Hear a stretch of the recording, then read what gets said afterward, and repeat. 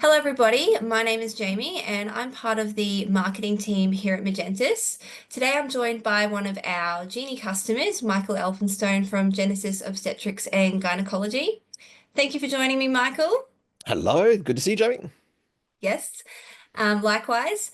Now, as part of the Practice Masterclass, we really wanted to hear from some customers or people that have been on the journey of opening up a practice. And it's my understanding that Genesis, you opened it just over 18 months ago, and today it is a thriving business. You've established this well-oiled machine, you've got some day-to-day processes up and running. And as a result, the most important thing is you're changing the lives of a lot of people on their journey to becoming parents and on their fertility journey as well. So, congratulations, first of all, on doing that. Oh, thank you. Yeah, it's been an interesting ride. So, as you said, we've been in practice probably about 18 months now. And prior to that, we were in a multi-doctor practice.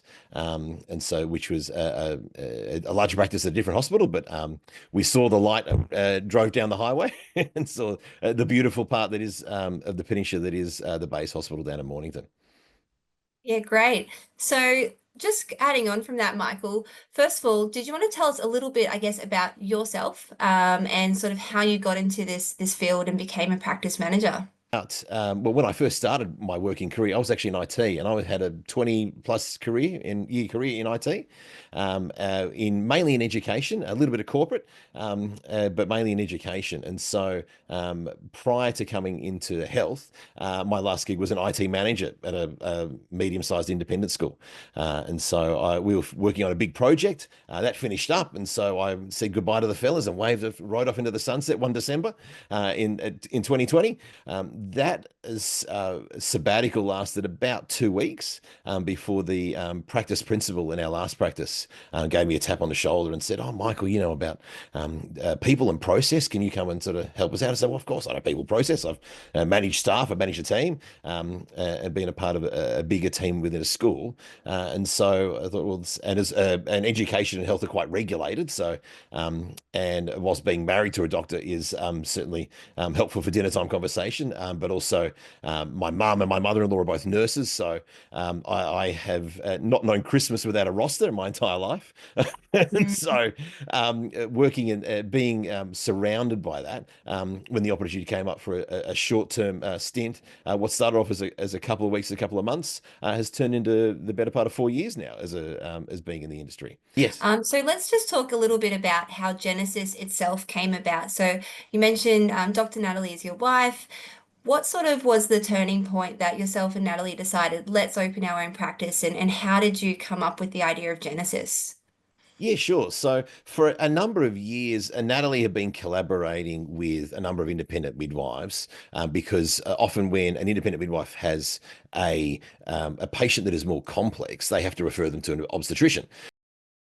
And so Natalie was in a conversation with a few of them in regards to that, and we could see this big gap where we had a handful of patients over a few months have quite a tough postnatal experience. So in those first sort of 6 weeks, Medicare only really supports you seeing a doctor once in about the 6 week market, and maybe twice if things go really pear-shaped for you. People will come back to the 6 week visit and they go, "How have you been? You've been traveling?" I said, "Actually, I've been in and out of pediatric unit down to the hospital at the public hospital because Bubby's been sick or they haven't been feeding well or something like that." And so we heard like two or three of these really tough stories, and Dr. Nelly said, "We've got to fix this. This is not the way we can care for these women optimally." So we had a few conversations with Amy, who was our first independent midwife that came on board. And the advantage with an independent Medicare endorsed midwife is that they have a broader scope of practice. So we went down a bit of a tangent. Rather than having an in-house midwife, we essentially, Dr. Natalie and Amy decided to collaborate to begin with. And so that's how it all started, was having this postnatal care that's now expanded out to being all the way through the pregnancy journey. Yep. You obviously had this great vision in mind. Dr. Natalie's sort of well established, she's quite well known within the industry. How did you then sort of take your vision and then apply a business model on top of that? So, I guess, where did you get started to do that? Yeah, sure. So to begin with, it's having a great accountant. Yeah. So it's It's when you start out in private practice because what a lot of having, and I've having been married to a doctor for a long time, when I first meet doctors, I don't meet them saying, look, I've got my arm sore, can you fix me up? I meet them around the dinner table, or I meet them at a gathering. And so I'm used to meeting them as people, because at the end of the day, doctors are just normal people. And Mhm. so they're just particularly exceptionally skilled and knowledgeable on a particular area of health need, and they can bring that thing. However, business is different. And so with business, you need to gather around that same team. So just as you would on a particular patient that's complex, you would gather around a team of consultants to be able to, and registrars and HMOs to be able to, and nursing staff to be able to care for this patient best. The same is for your business. You've got to be able to gather around that team of experts. And that includes your accountant, that includes a great HR team as well. So most small practices don't have their own HR person employed full Mhm. time. In fact, a lot of large businesses don't necessarily have HR people employed full time. True. So you've got to have that expertise. And the way you do that is you contract it out. And so you make sure you have a relationship with a HR advisory service and a great accountant that can help you not only organize your business structure in a way that meets your personal goals, it is having your business structured in a way that is adaptable and flexible for the needs of your business, so you don't need to keep adjusting and as life goes on, is critical to having that firm base established, and also being able to grow that. So I had a conversation with our accountants only a few weeks ago, as we're sorting out our last financial year's movements, and they said, look, whilst we've set up the practice like this for now, one thing you might want to think of aside from the practice side of things is how you want to organize your personal finances slightly differently. So because they've got that holistic perspective of what you as a person is doing, but you as a person in business, and you as a person at home, and if you want, you might want to live the Australian dream and potentially buy a house one day, Yep. and so being able to have your finances set up in a way that supports that as well. So it's a matter of getting those experts around you. So whether that is your accountant, your HR team, a great software provider, and all those key parts, in terms of your IT support. So you've got someone on the ground that can actually come out to your practice and go, my printer doesn't work. Who do I call for that? So Mhm. simple things like that, but also making sure that you've got that great support network around, beyond that. So actually having, whether it's a trusted colleague that you can have as a mentor in those early days, but also having, being frank and open about those conversations with other people who might be at similar stages in private practice. So whilst doctors are in this unique position where, whilst they're quite, from a, I suppose from a marketing perspective, they're almost in competition with other local doctors in the same speciality in their area. At the same time, if you're on sorting out a complex patient, it's 2 in the morning, and you've got to jump on the phone and say, "Look, I need a buddy." They're also in that same space that they can assist you in that. So it's this weird tension in some ways. So I'm a big fan of being open and honest in those, and a big fan of just being sort of, this is what we're doing. What are you thinking of doing? And so this is the challenge we're facing, because often other people have already faced a similar challenge, or they've heard a story of how someone else tackled a challenge, which was either good or bad in terms of the way they approached it. Um, Mm. but it's being able to have that great support around you, and having a great, even things like a great MDO as well, like having a great relationship with your legal people as well. Yeah, no, that's all great, Michael, and it makes a lot of sense and it aligns a lot with what our presenters have been saying. We've heard from legal presenter, we've had finance, and they're all pretty much reinforcing that come to us for help, reach out, ask for help when you need it. Don't be afraid to ask questions when you have questions. There's no silly questions, especially in the early days. Yeah, And also, I like that you mentioned the idea of other sort of clinicians and practices. They aren't always necessarily competition. It's your yeah. network, it's building that community around you. So if I was to sort of go back to the early days of Genesis opening, is there anything that sort of took you by surprise when you sort of first opened up, and that maybe if you were to do it again, you might have done a little differently, perhaps? That's an amazing question. So our biggest challenge at the moment is actually growth, in the sense that we've grown from one clinician to six in 18 months. And so we're now facing the challenge that we don't all fit. So, our main thing is being able to have a better understanding of our growth trajectory in terms of our especially having additional clinicians come on, and where physically we're going to fit. So for a lot of specialities, you can do, I suppose, the traditional doctor model where you can acquire a clinic or acquire a house that you might turn into a clinic, and so have that clinical space or have a lease somewhere. Perhaps it's on site at a private hospital, or perhaps it's on site somewhere else. So for us, we in obstetrics, being physically on site is actually quite critical to us, because particularly from Dr. Natalie's perspective, because she's got to dash upstairs, literally on an thing. Other doctors are upstairs already in our building, but she literally dashes upstairs to be able to help a woman birth their baby. And so we're having, if we were off-site, having to jump in the car, drive 20 minutes, and then you run the risk of not being where you need to be at the time you need to be at. So for us, that's quite critical. We've seen certainly other doctors in that are, for example, for us that are purely gynecologists, they have their rooms off-site, because that works really well for them because they have their surgical time and then they have their consulting time. So they've got that sort of back and forth to be able to that ability to be able to go back and forth from site to site.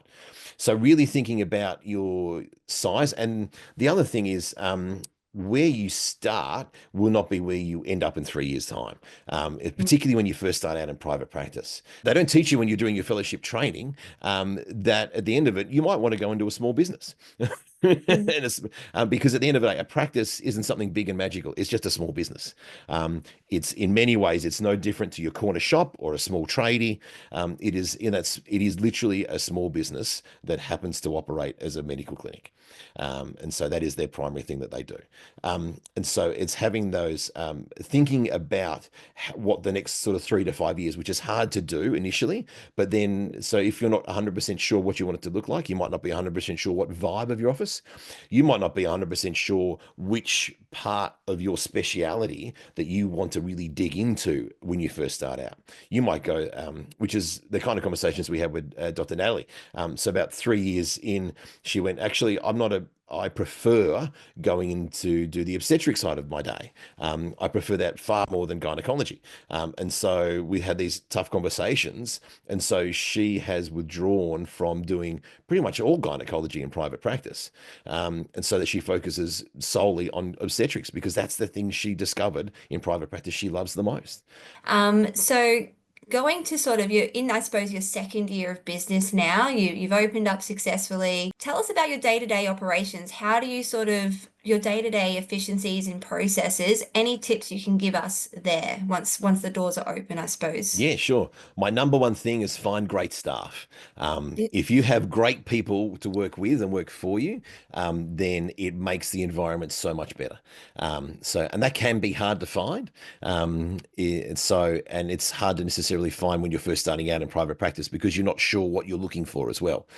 So that's where having a HR advisor, an employment advisor, makes that big difference. And yes, it will cost you money, but the payoff will be significant, because this is someone that will help care for you and your patients every single day that you're running. So, one of the things that I wanted to make sure that we brought out of my old working life was to make sure that we do simple things like a Christmas shutdown.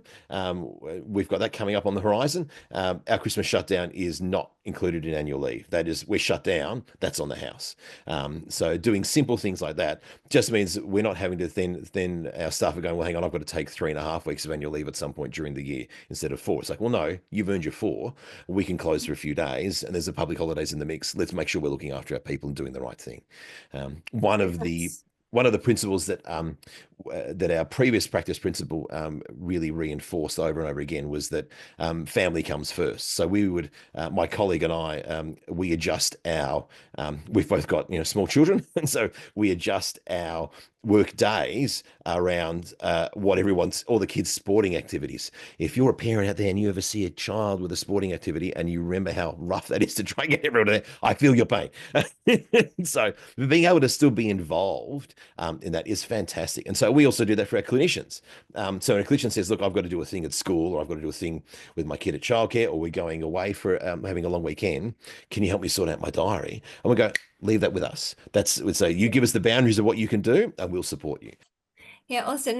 Yeah, that sounds great. And I really like the sort of idea that you've mentioned risk, obviously. How can you mitigate that? That once you open up your own practice, it's very much for a lot of people, it's their own baby, I suppose. You know, Yes. they attach to it, so it's very hard to let go. So it's thinking of how you're going to plan your business in a way that if you need to step away, you can.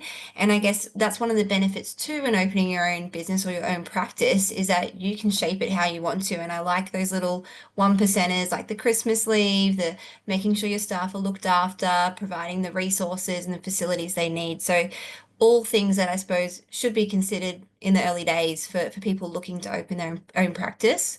Any other sort of big tips that come to mind that you can offer to a clinician, I suppose? Yeah, absolutely. The three big things that I like to think of is that you've got to know your business, you've also got to know your limitations, and continuous service improvement. So, knowing your business, as I was saying before, it is about knowing not only how you want to practice, but also how to share that out with others. So, it's a little bit like if I mean, as a new to private practice clinician, you spent the better part of 20 years from the time you left school to now working on those skills, and you're lucky to have failed one test in that time. And so you spent a long time, a lot of effort, and a lot of energy, and made a lot of sacrifice to get to that point. But now it's almost like, in a business sense, you're going back to being the bottom doctor in the tree again. It's almost like going back to being an intern in a HMO again. And so to do that, you business is very much like changing from speciality to speciality to speciality every 3 months, like when you're doing your hospital rotations. And so you're literally going from the business equivalent of hematology to ophthalmology to gynecology. And so you've got to make sure that you're keeping in mind that this is all very different, and you've got to go back to the book and study. And so that involves, and because the people are relying on you, but at the same time, don't be afraid of being open and honest about that, saying, well, let's go to new private practice, go on a journey together with your staff. And there will be senior staff out there in the market that you can say, look, I'm new to private practice. Can you come and help me along and help me set this up? But at the same time, you want to make sure that you know your values first. So because values whilst you might not know a process in how you want things done, you know the value behind it. On that, actually, I think you've done a really good job really packaging together everything that this series is about, basically, really sort of reminding us that at the end of the day, even though you're a practice and there's a different specialty that you're focused on, it is a business, and reminding us the importance of reaching out for help and also never losing sight of your vision and your why. So thank you for sharing all of that with us. Before we sort of wrap up, did you want to sort of tell us how we can learn more or connect with you about Genesis ONG if we would like to? Yeah, absolutely. We're always on the lookout for amazing clinicians. So, yeah, hence the reason why we've grown from one to six very, very fast. The best way to get in contact with us is actually through Dr. Natalie's Insta and her website, which is just Dr. Natalie Elphinstone is her Insta, and it's just drnatalieelphinstone.com.au. Perfect. Thank you so much, Michael. And thank you for your time, sharing your journey with us and all of your knowledge. We really appreciate it. And we hope that everybody watching today has found something valuable in this. Yeah, Thank you. absolutely. It's been a great fun, and there's also some great practice manager networks out there too. Through the Australian Association of Practice Management, which is the AAPM, which is a great thing to be a part of as part of your practice. Don't be afraid to reach out, and I'm always up for a chat. So yeah, feel free to ping me as well. So Great. Thank you so much, Michael.